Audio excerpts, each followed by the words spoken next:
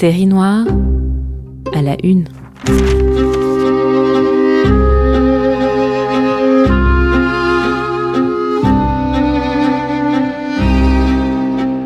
Un podcast de Retro News, le site de presse de la Bibliothèque nationale de France. Série noire.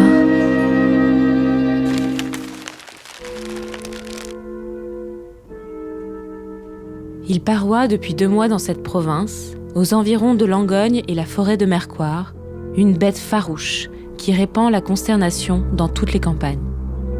Elle a déjà dévoré une 20aine de personnes, surtout des enfants et particulièrement des jeunes filles. Il n'y a guère de jour qui ne soit marqué par quelques nouveaux désastres. La frayeur qu'elle inspire empêche les bûcherons d'aller dans les forêts, ce qui rend le bois fort rare et fort cher. Ce n'est que depuis 8 jours qu'on a pu parvenir à voir de près cet animal redoutable.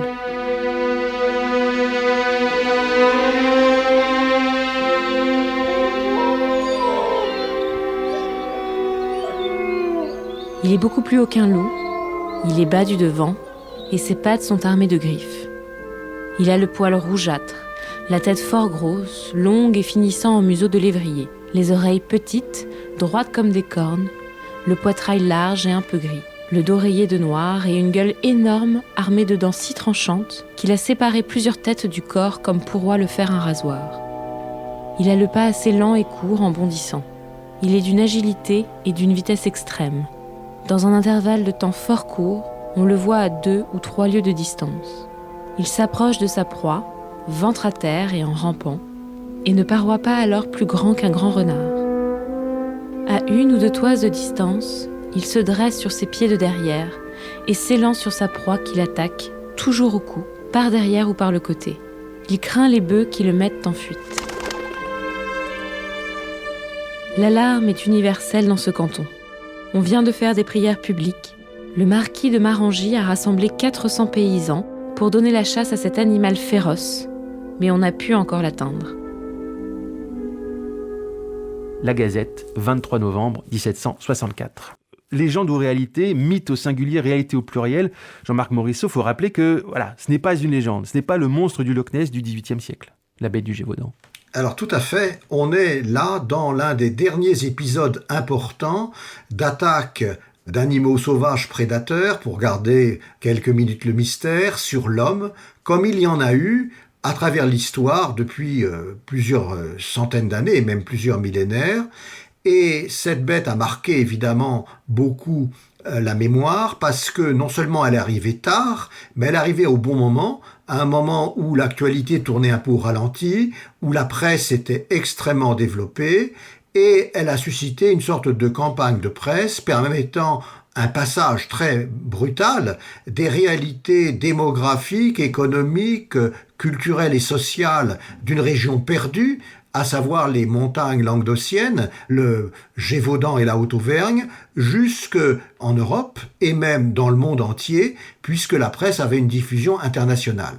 Et là, on est passé au mythe avec toutes les images, les exagérations et les interprétations auxquelles ces réalités ont très vite donné lieu. Dans l'extrait qu'on vient d'entendre, la description arrive assez vite en fait. Déjà, à travers le texte, on donne à voir une image de la bête. Est-ce que ça contribue justement à la transformer en mythe, en légende ? Est-ce que ça contribue à la circulation de l'information ? Alors bien entendu, il faut bien voir évidemment qu'avant cette bête du Gévaudan, il y en a eu une centaine d'autres au moins en France depuis le milieu du XIVe siècle, et que certaines avaient déjà donné lieu à des représentations très comparables sous forme de monstres qui défiaient les lois de la nature, de même qu'ils défient également l'organisation sociale et anthropologique de la planète, mettant l'homme au sommet évidemment de la création. Mais pour la bête du Gévaudan, le développement de la presse, des techniques également, de l'illustration et du lectorat est tel que les premières représentations sous forme de portraits robots qui sont données à partir des écrits et de quelques témoins dès le mois de novembre 1764 sont amenés à une large diffusion et à beaucoup de reprises d'une affiche à l'autre, d'une gravure à l'autre, selon la diffusion de l'iconographie propre aux images, aux estampes qui accompagnent les journaux dans les grandes villes, à commencer par Paris. Suzanne Dumouchel. Alors cette question on va dire, du bon moment, d'une forme de début de modernité, de l'impression, de la presse, et puis du fait de savoir peut-être plus lire qu'avant dans la population, ça joue beaucoup dans la circulation de cette imagerie, pour ne pas parler d'image au sens strict.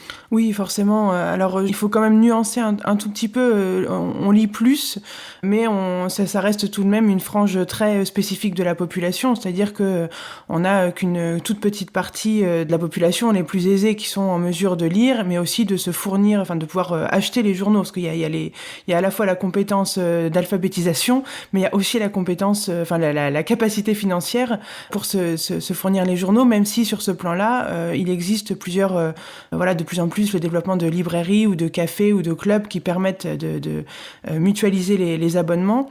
En tout cas, effectivement, ça contribue à la diffusion de ces informations sur la bête du Gévaudan. Et je dirais que ce qui est aussi intéressant, c'est qu'on est... En fait, ces histoires-là, ce sont des histoires qui ont aussi nourri la population, toute la population pour le coup, mais avec des histoires qui étaient fictionnelles. Et là, ce qui plaît avec la bête du Gévaudan, c'est que finalement, on reprend les traditions des contes pour enfants, enfin des contes qui font peur, avec tout d'un coup l'émergence justement de la figure du monstre. Et on peut appliquer en fait tous ces codes-là de la fiction à une réalité, et ça contribue également au succès de l'histoire en fait du fait en soi. Oui, parce que la bête du Gévaudan, ça devient une sorte de feuilleton. C'est-à-dire que le feuilletonnage du fait divers qu'on a connu dans l'époque contemporaine, mais qui fait presque partie de la définition du traitement du fait divers par la presse, là, effectivement, c'est non seulement c'est sur ces 1764-1763, c'est sur 3 années, et pas presque d'une certaine manière, ça continue en fait après le feuilletonnage. Donc on est sur une grille, on va dire, qui va se répéter sur d'autres traitements de faits divers. Il y a une sorte de matrice à cet endroit-là, Suzanne Dumouchel ? Oui, tout à fait. Je pense c'est toujours difficile de parler d'un premier cas de fait divers. Par contre, donc ce serait probablement exagéré. Par contre, il est évident que là, on voit comment se dessine et se structure à la fois la logique du fait divers et en même temps aussi la logique journalistique, je dirais l'éthique du journaliste, qui s'inscrit justement dans cette tradition qu'on a appelé aussi le canard sanglant, c'est-à-dire qui est à l'origine du fait divers, c'est-à-dire cette histoire qui est à la fois une histoire très singulière, très locale, et qui finalement intéresse tout le monde. Jean-Marc Morisseau. Sur cette question d'ailleurs du journaliste, éthique journalistique, c'est aussi l'occasion pour les journalistes d'inventer. Il y a du faux témoignage par exemple, il y a de la fake news avant l'heure. Alors, il est sûr que c'est également un élément qui permet le succès de la presse. On parlait du Courrier d'Avignon. Morenas, qui est le publiciste important du Courrier d'Avignon, a bien compris qu'il y avait là un moyen d'intéresser son public. Je rejoins tout à fait ce qui a été dit sur, évidemment, la diffusion. Il ne faut pas exagérer et comparer la diffusion au milieu du XVIIIe siècle à celle des journaux au début du XXIe siècle. Mais par rapport à ce qui précède, il y a quand même vraiment une accélération, notamment dans les villes. Et puis, ce sont des lectures qui sont souvent publiques. Il y a une diffusion orale également, et visuelle avec les images. C'est quand même important dans cette affaire, des informations qui apparaissent dans la presse, et c'est important. Alors, ce que je voulais rappeler, c'est que dès ses débuts en France, la presse, c'est-à-dire la Gazette de France, en 1632, a déjà fait ses choux gras d'épisodes tout à fait comparables. La première année où la presse donc est autorisée par Richelieu, avec Théophraste Renaudot en France, il y a autour de Caen une bête qu'on appelle la bête du Cinglet, qui a fait 5 fois moins de morts que la bête du Gévaudan, enfin 3 fois moins de morts et de blessés, mais il y avait quand même une trentaine de victimes, peut-être une quarantaine, et cela donnait lieu à un article dans la Gazette de France sur les ravages de la bête du Cinglet. Et 1 an plus tard, autour d'Évreux, les opérations se répètent avec une autre bête également, qui fait l'objet également d'une psychose collective. Et là, à nouveau, la presse s'empare de l'affaire.